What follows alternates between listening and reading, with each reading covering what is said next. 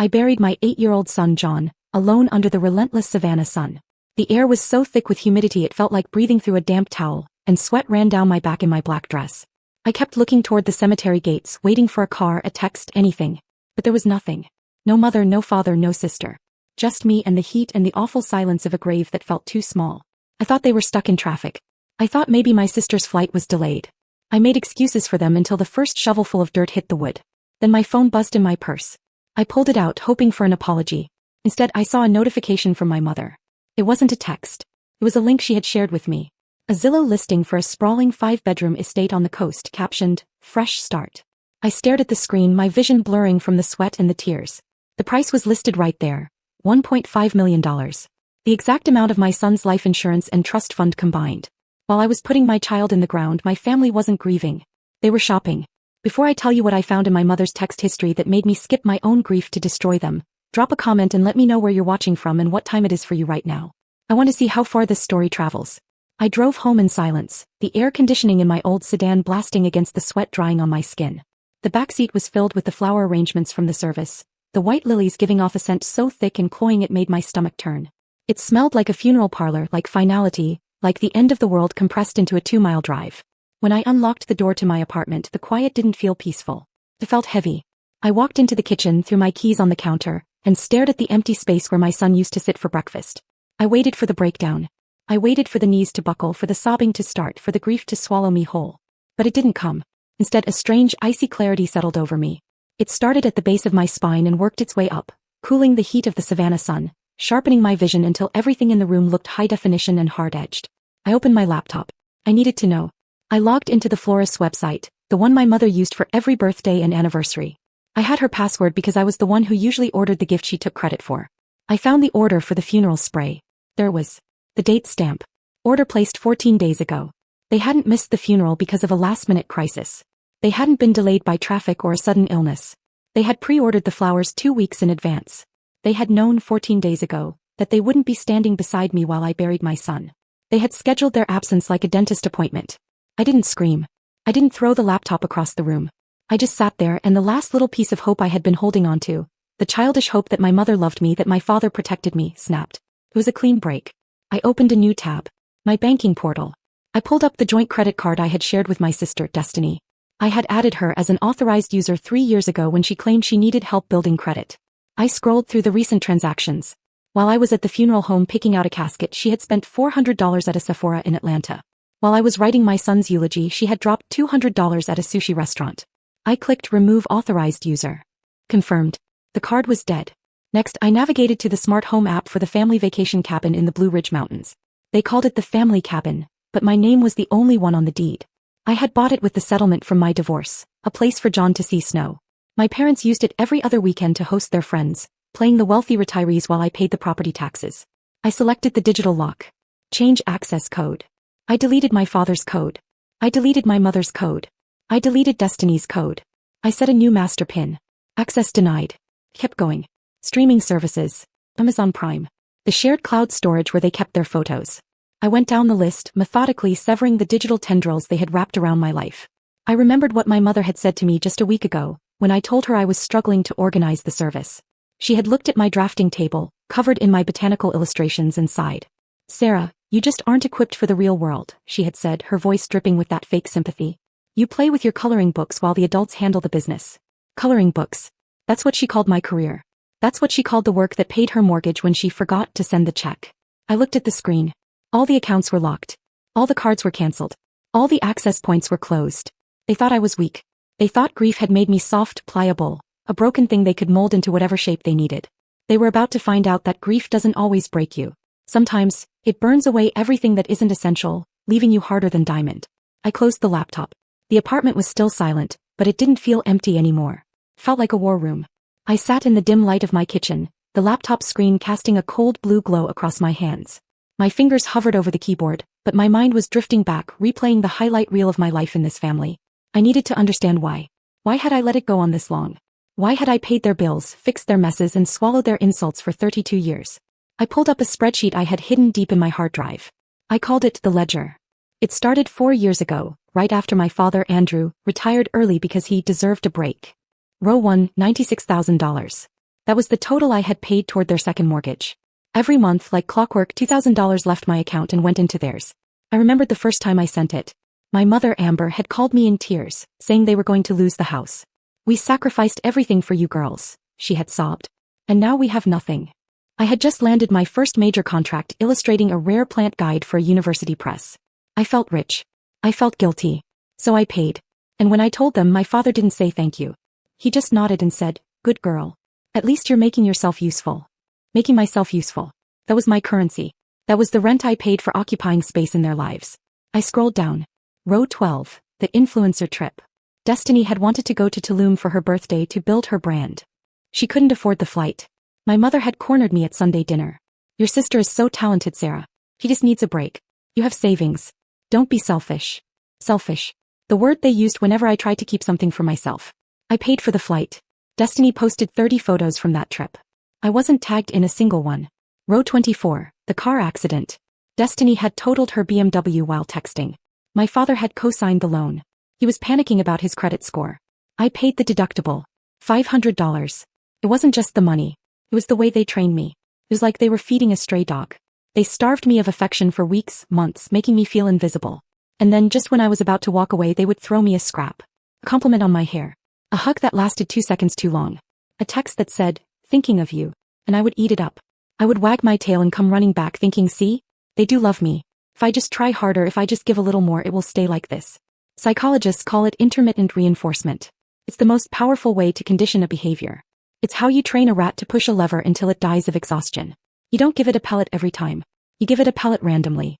The unpredictability keeps the hope alive. Keeps you addicted to the possibility of love. But looking at the ledger now, seeing the cold, hard numbers, the addiction broke. My eyes landed on the most recent entry. 2 days after John died. A package had arrived at my door. My mother had texted me, "Sent you something to help. Love you." I had opened it with shaking hands, thinking maybe it was a photo album or a blanket or something to comfort me. It was a box. Inside was a stack of envelopes. Past due notices.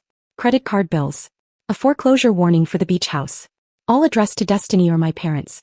And on top, a yellow sticky note in my mother's handwriting. "Do the right thing, Sarah. Family helps family." That was their condolence gift. A bill. They didn't see a grieving mother. They saw an inheritance. They saw a payout. I closed the spreadsheet. The shame I had felt for years. The shame of not being enough, of not being like Destiny, evaporated. It wasn't shame anymore. It was fuel. I had spent my life building them a safety net, stitching it together with my own money and self-worth. Now I was going to cut the ropes and watch them fall. The banging on the door started at 2 in the afternoon. It wasn't a polite knock. It was the heavy, entitled pounding of people who believed they owned the building. I checked the peephole. Andrew and Amber. My parents. I unlocked the deadbolt. I didn't have time to say hello before my father pushed past me, the heat of the Savannah afternoon following him in like a wave. He didn't look at me. He walked straight to the kitchen, opened the refrigerator and started pulling things out. "Expired," he muttered, tossing a carton of milk into the trash. "Wilted," he said, throwing away a bag of spinach. He was performing a wellness check, but it felt like a raid. He was building a case. He can't even buy groceries. She can't function. My mother stood in the hallway staring at the walls. I had hung my latest series there, intricate, large-scale watercolors of decaying magnolias. "It's so dark in here, Sarah," she said, her voice trembling with a rehearsed fragility. "And these drawings, they're obsessive. It's not healthy. You're spiraling." I leaned against the doorframe, crossing my arms. "What do you want?" "We want to save you," she said, turning to me with wide, wet eyes. "We spoke to a specialist. He agrees. You're displaying signs of a psychotic break. The isolation. The aggression. Cutting off your sister." She reached into her designer handbag and pulled out a thick document clipped with a blue backing. She placed it on the coffee table. "It's a voluntary conservatorship," she said. "Just for the financial side. Just until you're stable again. We'll manage John's trust. We'll make sure the bills get paid. You don't have to worry about a thing." I looked at the papers. They wanted control. Not just of the money but of me. "And if I don't sign?" I asked, my voice flat. Andrew slammed the fridge door shut. "Then we call the authorities," he said, wiping his hands on his pants. We file for an involuntary 5,150 hold. We tell them you're a danger to yourself. We have the neighbor's statements.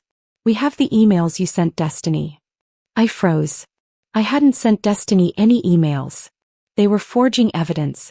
I looked at my mother. She wasn't wringing her hands anymore. She was watching me with a terrifying serenity. This is what psychologists call the savior gaslight. It's a specific form of narcissism where the abuser convinces themselves they are the martyr. They don't see themselves as thieves stealing a dead child's insurance money. In their minds, they are the heroic parent stepping in to rescue their broken daughter from her own wealth.